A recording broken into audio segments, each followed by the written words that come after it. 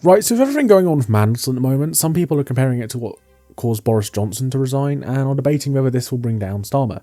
And I figure, hey, let's take a minute to talk about it. And to start, let's just recap what's actually happened. In short, former Labour MP and peer Peter Mandelson has resigned from the Labour Party and the House of Lords after it became evident that he still had contact with a certain person who the American people are demanding the files to be released of, whose name, if I mention, will basically guarantee you don't see this video. Basically, Mandelson was still talking to the man, who shall not be named, after he was convicted for soliciting sex from a minor.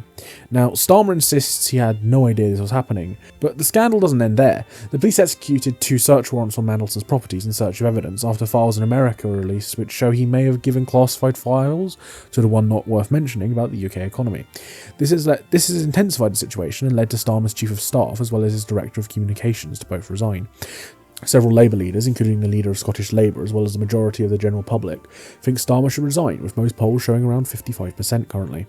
Now, the 3 ways a government falls are that the Prime Minister voluntarily resigns, that a vote of no confidence passes Parliament, or MPs from the ruling party start rebelling en masse to the point the PM does not feel like they have a majority to control Parliament. And right now, Starmer is facing public discontent and internal opposition from within the party. But he has publicly vowed to stay.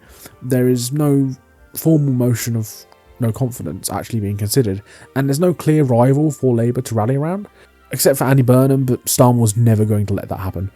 Right now, the comparisons between Starmer and Johnson are not without merit. In fact, a few political firms believe that there is an 80% chance Starmer is gone within the year, since, like Johnson, he's facing several major scandals, repeated media outrage, and it's all cumulatively proving bad judgment and a lack of vision. Senior ministers are now resigning. I mean, Johnson went from relatively secure to gone in under 48 hours because Prime Ministers fall when the party view them as unable to win the next election, not because the public is angry. And in some cases, Keir is probably in a worse position than Boris was, since Boris was tolerated since he was electorally potent, while Starmer only really got nominated because he was seen as competent.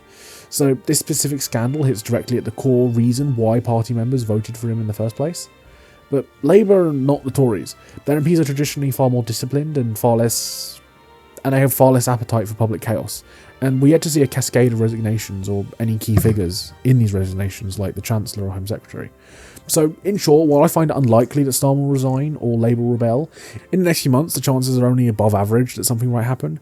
But in the long term, the chances are pretty high that this, combined with poor performance in the upcoming elections, will force a change in leadership.